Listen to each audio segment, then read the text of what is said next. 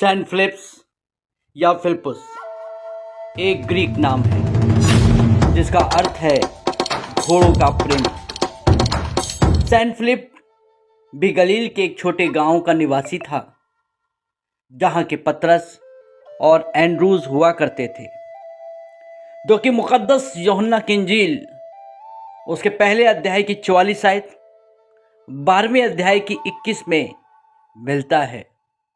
Saint Philip भी एक मछुआरा था। सेंट फिलिप की एक विशेषता थी कि वो अत्यंत व्यवहारिक था। वो भावनाओं में न बहकर हर एक समस्या का सावधानीपूर्वक व्यवहारिक हल ढूंढने का प्रयास करता था। देख परख कर ही वो किसी भी चीज़ पर विश्वास करता था।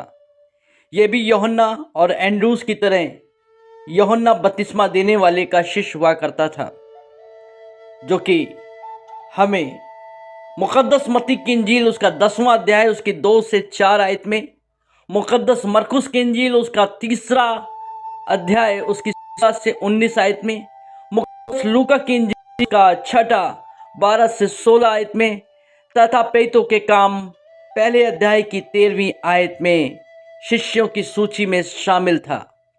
यूहन्ना ने कुछ घटनाओं का अध्ययन किया।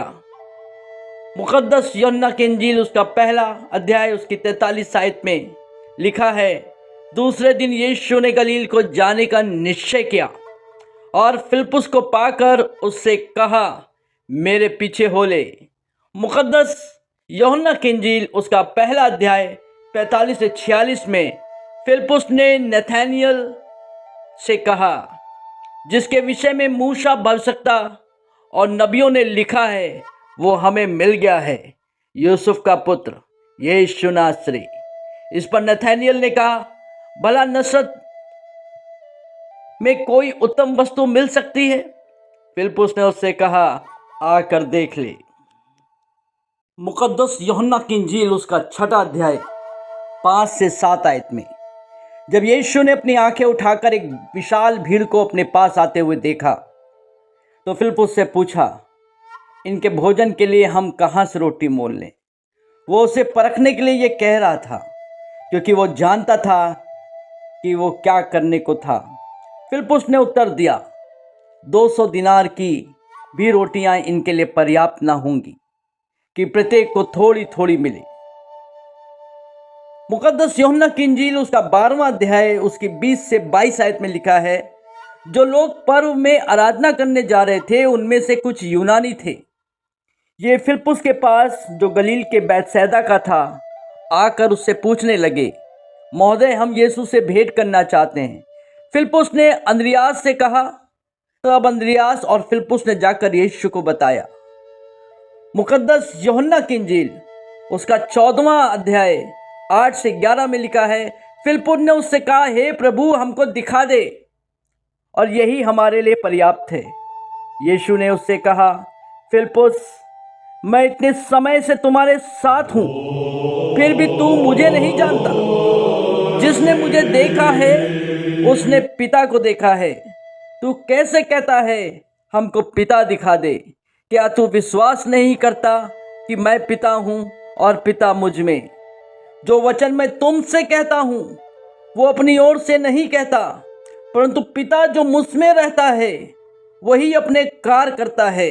मेरा विश्वास करो कि मैं पिता में हूं और पिता मुझ में, अन्यथा कामों ही के कारण मेरा विश्वास करो।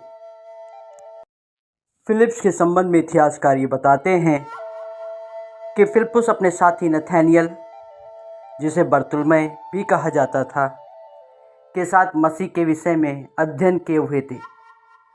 उसे मूसा की किताबों, तौरेत और नबियों की भविष्यवाणियों के विषय में पूरी जानकारी थी। जब यीशु ने उसे बुलाया होगा तो उसके व्यवहारिक गुण के कारण अपनी शंका को दूर करने के लिए तर्क संगत प्रश्न किए होंगे। वो देख परख कर विश्वास करने वाला व्यक्ति था। वो गवाही देने वाला व्यक्ति था। जब वो जान चुका कि ये यूसुफ का पुत्र है और यही नासरत का यीशु है, जिसके विषय में यूहन्ना बपतिस्मा देने वाले ने कहा था फिलिप्पुस का एक गुण यह भी था कि वो सरलता से अपनी बात को प्रमाणित करने वाला व्यक्ति था। जब नथानियल ने फिलिप्पुस की गवाही को झूठा ठहराते हुए कहा कि ये क्या नासरत से कोई उत्तम वस्तु निकल सकती है, उसके कहने का आशय यह था कि नासरत के एक ओर यरूशलेम और दूसरी ओर समुद्र तट था। धनी व्यापारी यरूशलेम की यात्रा करते हुए जब वहां रात बिताते थे, उस शहर में जुआ, शराब व वेश्यावृत्ति के धंधे बेइंतहा पनप चुकी थी। इस शहर में संभ्रांत नागरिकों का रहना मुश्किल था। ऐसे दूषित वातावरण में कोई महान पुरुष के प्रकट होने से वास्तव में चौंकाने वाली बात थी। नथानियल की इस बात को फिलिप्पुस ने बड़ी सरलता से ये कह दिया कि स्वयं आकर देख ले। नथानियल जानता था कि फिलिप्पुस बहुत अधिक व्यापारिक है, वो हर कदम फूंक फूंक कर रखता है। फिलिप्पुस ने मसीह के दिव्य सामर्थ द्वारा किए गए अनेकों आश्चर्यकर्म, जिनमें काना के विवाह में दाखरस से लेकर जन्म के अंधे को आंखें और बीमारों को चंगा करना, लंगड़ों को उसने चला दिया, दुष्टताओं को डांटा, मुर्दे को जिंदा किया। यीशु ने हर असंभव को संभव कर दिया, जो पहले कभी किसी ने नहीं किया था। फिलिप्पुस ने अपने मुख से यीशु मसीह के मसीह होने की गवाही तो दी थी, परंतु यीशु मसीह यह जानना चाहता था कि फिलिप्पुस के हृदय में उसके प्रति कितना विश्वास है, और वो उसे परखना चाहता था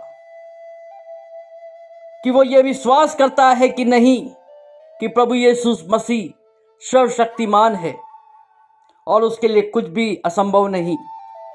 जब हजारों की भीड़ यीशु मसीह के पीछे गलील नगर से बहुत दूर तिब्रियास झील के पास पहुंच गई, तब यीशु मसीह को अच्छी तरह मालूम था कि वो अब क्या करेगा।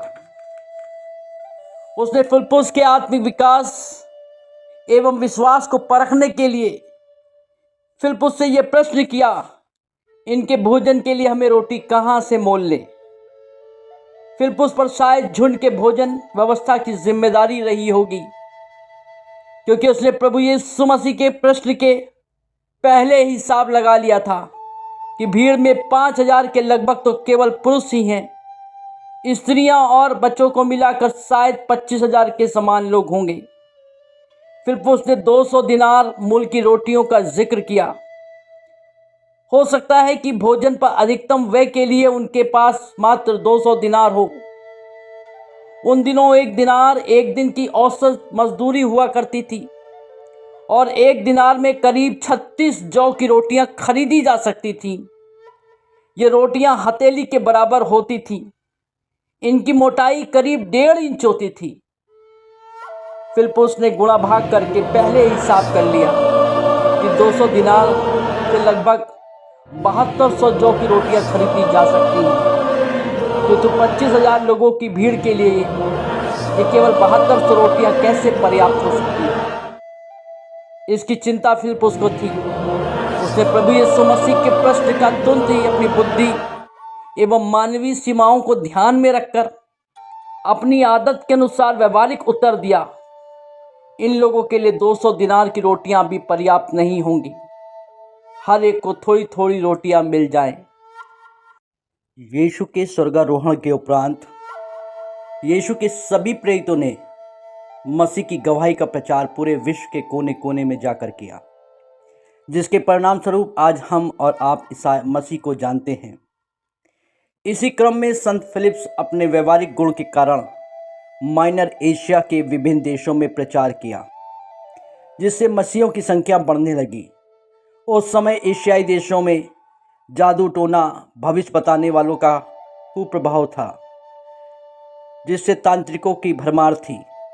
वो दुष्ट आत्माओं को वश में करके लोगों का भविष्य और चमत्कार करके उनसे धन ऐंठते थे, और उस समय के लोगों सांपों की पूजा करते थे, डरा धमका कर लोगों को परेशान करते थे, जिसका विरोध संत फिलिप्पुस ने किया और मसीह का प्रचार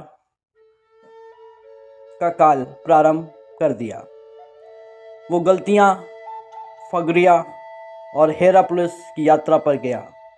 वहाँ उसने लोगों के साथ कुछ सांप की मूर्ति बनाकर पूजा करते देखा। जब फिलिप्पुस ने प्रचार करना प्रारंभ किया तो उनकी आत्मिक आंखें खुली। संत फिलिप्स की मुलाकात चारिलिन नामक एक युवा मूर्ति पूजक महिला से होती है जो ईसाई धर्म को स्वीकार करती है। संत फिलिप्स के कार्यों में उसकी बहन मरियम ने भी अपना सहयोग दिया। संत फिलिप्पुस की 4 बेटियों ने भी अपने पिता के कार्यों को बढ़ाया। इन 4 बेटियों के नाम हरमाइन, यूतुखुस, इरेस, यूटिचियन के रूप में पहचाना गया, जो ग्रीक शब्द के अनुसार खुश और भाग्यशाली होता है। हरमाइन ने अपने पिता फिलिप्पुस के साथ कैसरिया में चिकित्सा के दर्शन का अध्ययन किया था। सेंट पॉल की यात्रा के बाद फिलिप के परिवार और वफादार लोगों को ईसाई विरोधी रोमन बलों के द्वारा कैसरिया से बाहर निकाल दिया। हेरापुलिस मध्य तुर्की के शहर में बस गया। संत फिलिप्पुस की 4 बेटियों ने एशिया में प्रारंभिक चर्च की स्थापना के लिए महान ज्योतियों में उन्हें माना गया। इतिहास ऐसा बताता है कि हरमाइन पिता की मृत्यु के बाद काफ़ी समय बाद सम्राट टॉर्जन और हैड्रियन के शासन में उसका बहुत ही वृद्धावस्था में गिरफ्तार किया गया, यातनाएं दी गईं। उसने अपने पिता संत फिलिप्पुस की तरह अपने मसीह को त्यागा नहीं और रोमन अधिकारियों ने उसका सर कलम कर दिया। फिलिप्पुस से नाराज पंडितों ने अपने प्रभाव से संत फिलिप को गिरफ्तार करवाया और बहुत सी यातनाएं दी। मसीह को इनकार करने पर जोर दिया। अंत में उन्होंने क्रूस की सज़ा सुना दी।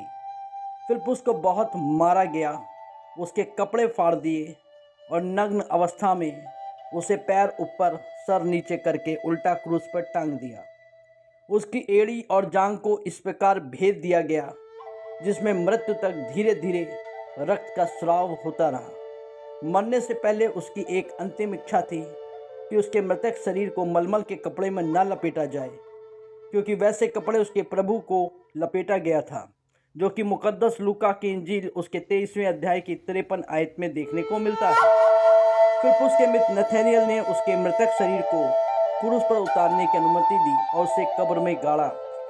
फिलिप्पुस प्रभु यीशु की मृत्यु के 52 वर्ष बाद और याकूब के 8 वर्ष बाद एशिया माइनर के हेरापुलिस नगर में विश्वास की गवाही देता हुआ शहीद हुआ। हेरापुलिस नगर कुलसै और लौदुकिया के समीप स्थित था।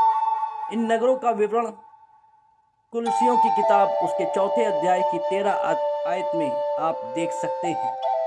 इस वीडियो के देखे और सुने जाने पर आप सभी को तहे दिल से शुक्रिया अदा करते हैं। आमीन।